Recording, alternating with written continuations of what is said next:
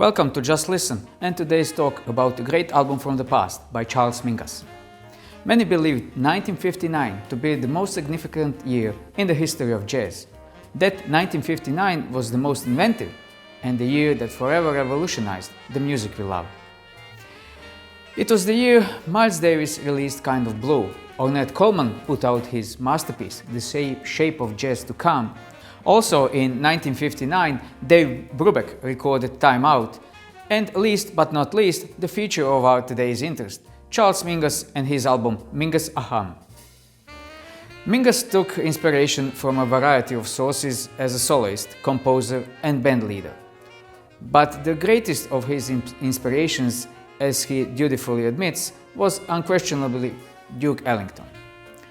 Mingus, like Ellington, should be considered one of the America's most prominent composers, jazz or otherwise. Mingus's ensembles, like those of his predecessors, exhibited their leaders' admiration of each member's own style and contribution. First composition on the album is called Better Get It in Your Soul. There are portions of extremely technical playing where the band must perform as a tight unit, as well as moments that sound is quite chaotic, with all the instruments soloing at the same time. We could say that it accurately reflects Mingus's nature, which was both peaceful and tranquil at moments and vicious and cruel at others. He was known to fire musicians in the middle of performances, rage at bandmates who didn't do things correctly, and even hurl instruments at individuals. On the other hand, he also had a reasonably steady ensemble throughout the 1960s and 1970s. He was an enigma, to say the least. Here is a short, and only because YouTube copyright limitations, short part of this fantastic composition, Better Get It in Your Soul.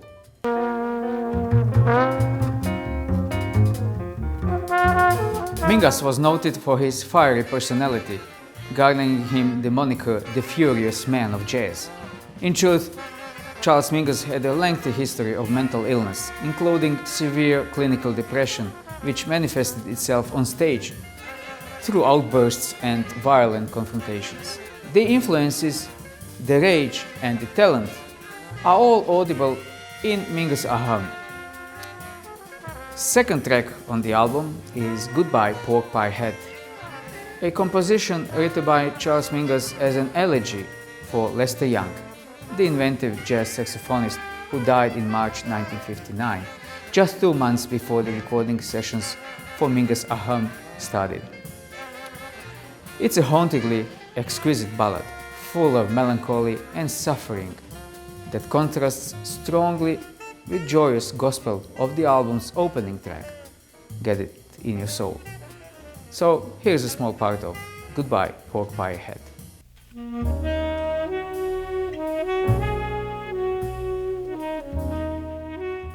Mingus was also among the first musicians to launch a record company of his own. In 1959, he and drummer Max Roach founded Debut Records to offer music by his peers. Many of the era's classic bebop albums were issued on Debut Records. Mingus Jazz Workshop, a revolving group of musicians with whom he regularly created and played, was well established by the end of the 1950s. On Mingus Ah Um, he is accompanied by John Handy on alto saxophone, Booker Erwin and Shafi Hadi on tenor sax, Willie Dennis and Jimmy Knepper sharing trombone duties, Horace Parlan on piano and Dennis Richmond on drums. Here's a small part of the composition Pedal Point Blues.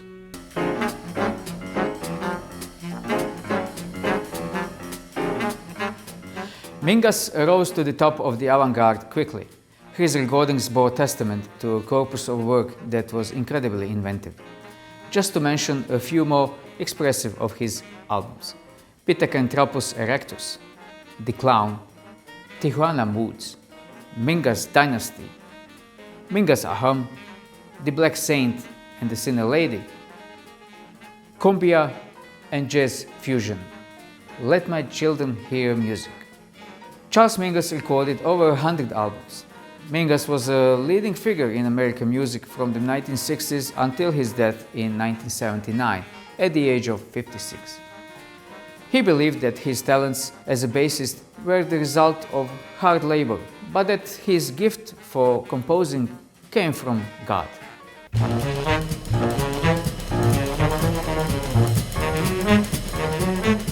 The title of this album, Mingus Ah Um, is derived from the Latin word magnus, which means great, and has the feminine and neuter ends of a, He was probably also familiar with the verb mingere, which means to urinate, and it occurred to him that the Latin adjective mingus would imply pissy, although strictly speaking it would not take the form of mingus.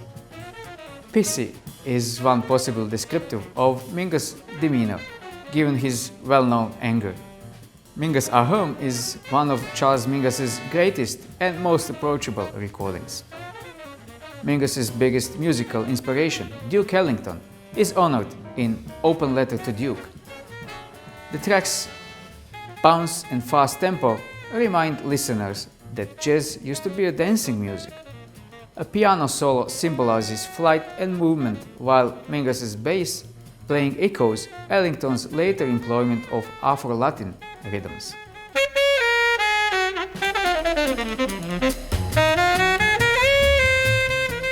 Charles Mingus was a brilliant bass player, skilled pianist, bandleader and composer who was one of the most prominent characters in 20th century American music.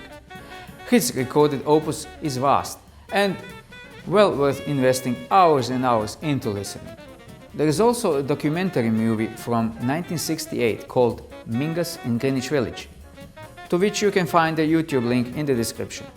As always, also a song with link to different streaming services for this iconic album. Thank you for watching.